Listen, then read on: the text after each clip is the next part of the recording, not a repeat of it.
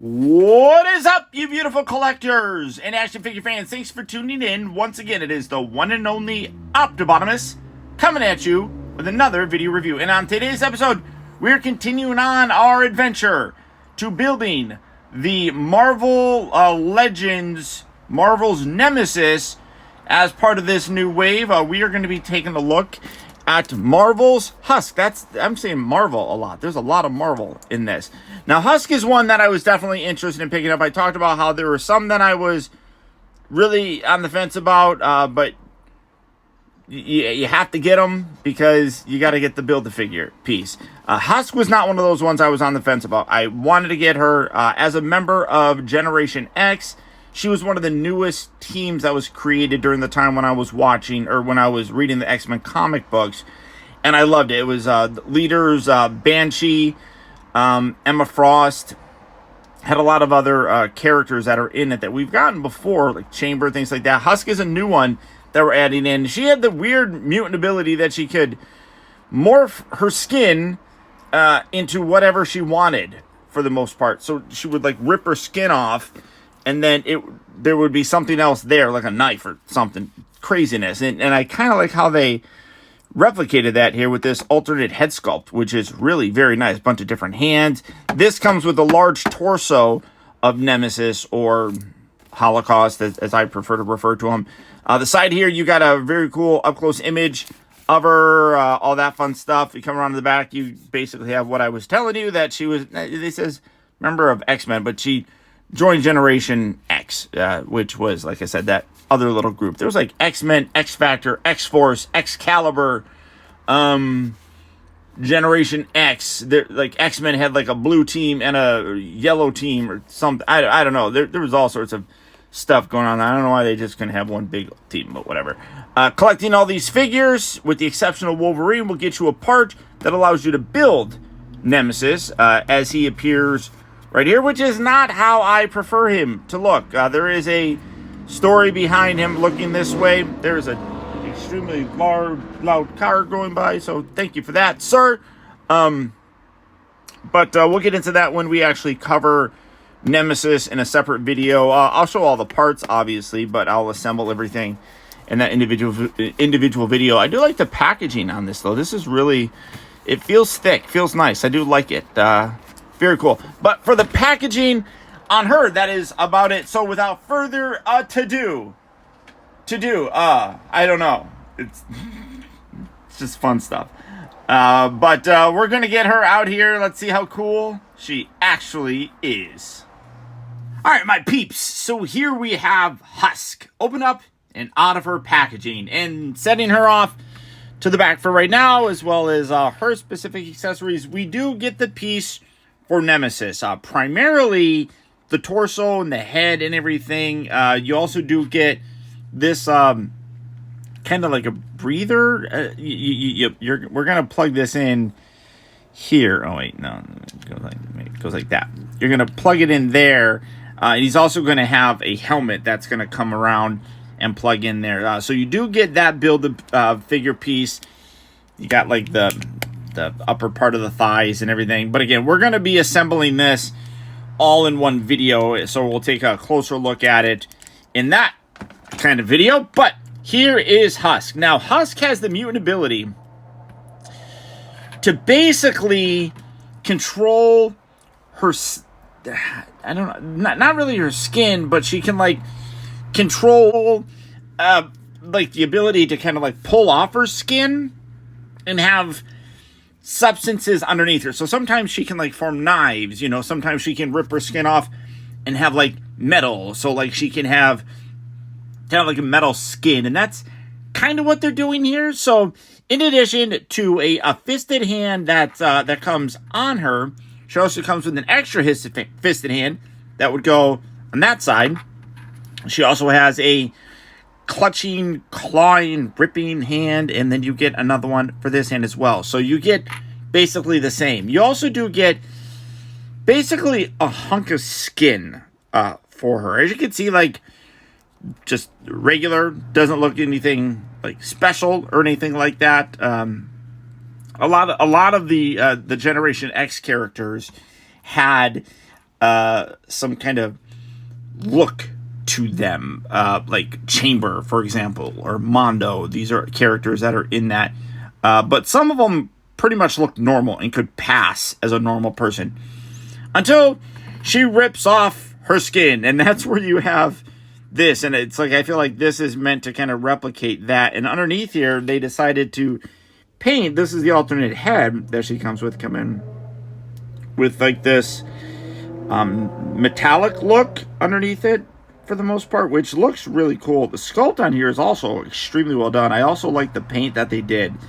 for that. That looks really very nice. Now, I do kind of wish, in addition to something like this, which, I mean, it just, that is what it is. I wish that they would have given her dagger hands or something to kind of replicate, like if she pulled off her skin on her hand to form a dagger. That would have been cool.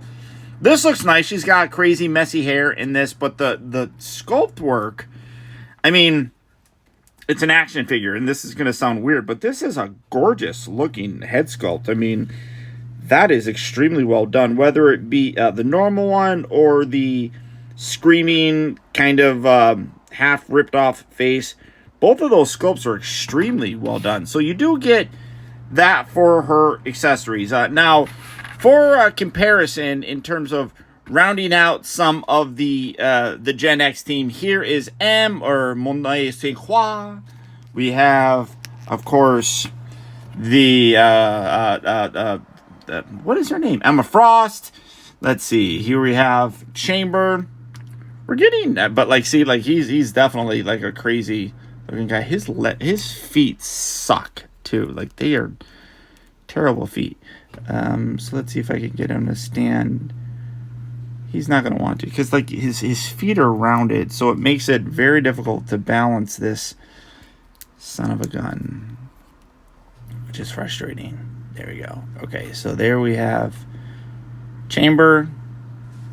And of course, these are kind of like the leaders of Generation X. I have Banshee right here. So this is our right now, our Gen X lineup, which is looking good. I think they picked decent characters to kind of start it off with. I'm really curious to see what they're going to do with some of the other ones, because a lot of the other ones have very unique looks to them. As I said, these guys here pretty much look normal for all intent purposes. Chamber, obviously, his face is exploded, and he constantly has this plasma thing going through there. So some of the other characters are going to be very interesting in terms of how they're going to recreate those. Hopefully they do, because you can't give us some of Generation X without giving us all of them. So very excited to see what they're going to do. The body-wise, I'm trying to see. It kind of looks the same. This might be the exact same body.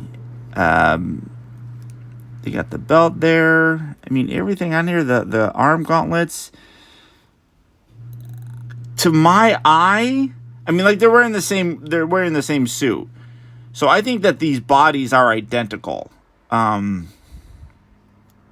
don't think that they changed anything on them, which I guess that makes sense.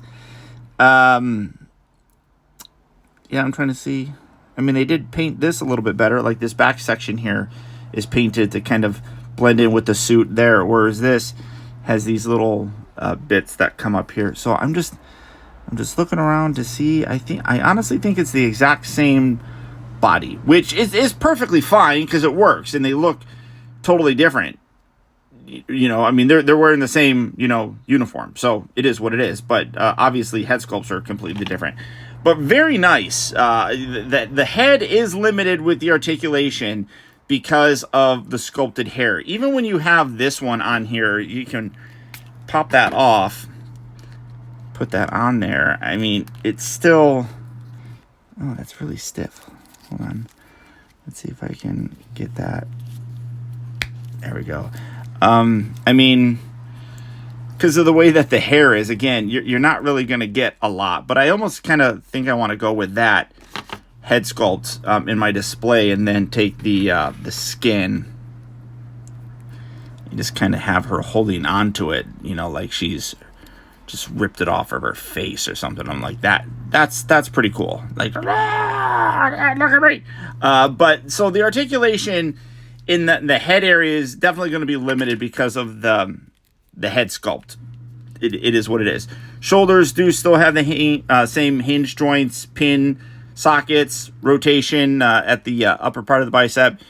It is the pinless joint, so you do have nice elbows. You do have a diaphragm joint right there. No waist articulation, but you can rotate at the diaphragm. The hips do move forward and back, in and out, rotated at the upper part of the thigh. You got the pinless joints down here at the knee. Ankles move forward and back. They have the hacky sack pose. So all that kind of stuff. But I mean, as somebody who really enjoyed seeing, like, I love the X-Men. Everybody knows me and knows that I love the X-Men.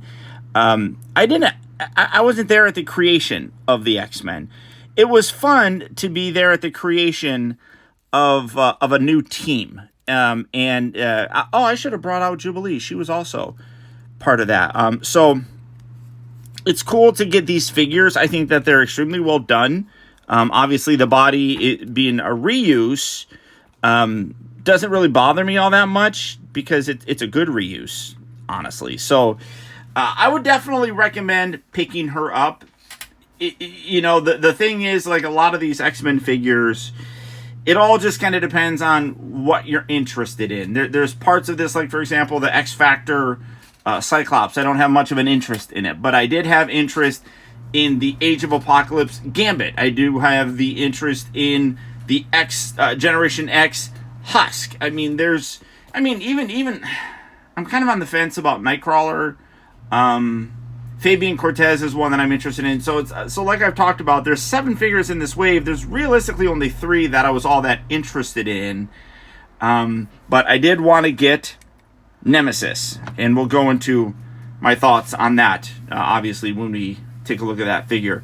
But I do enjoy this particular figure. I think that it turned out really well. You do get the 2 different hands. You do get an alternate portrait. You also do get a very large chunk of the Build-A-Figure piece. So that's really good.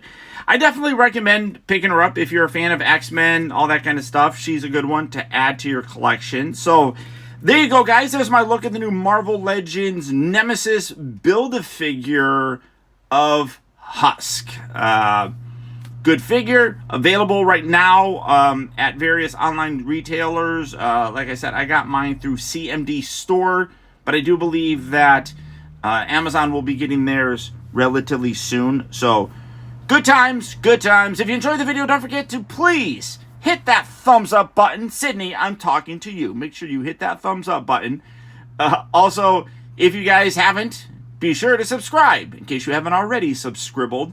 That way you'll get instant email notifications whenever I upload a new video, and you'll get notifications whenever I go live and things of that nature, so you can come hang out with me and talk about toys, Transformers, Marvel Legends, Ninja Turtles, whatever the case might be. I cover everything here. So all that being said, I want to thank you guys again for tuning in and watching. And as always, don't forget that the real trouble with the world is that too many people grow up. Play with toys. Enjoy yourself. Thanks for tuning in. And until next time, this is Optibotimus. I'll talk to you guys later.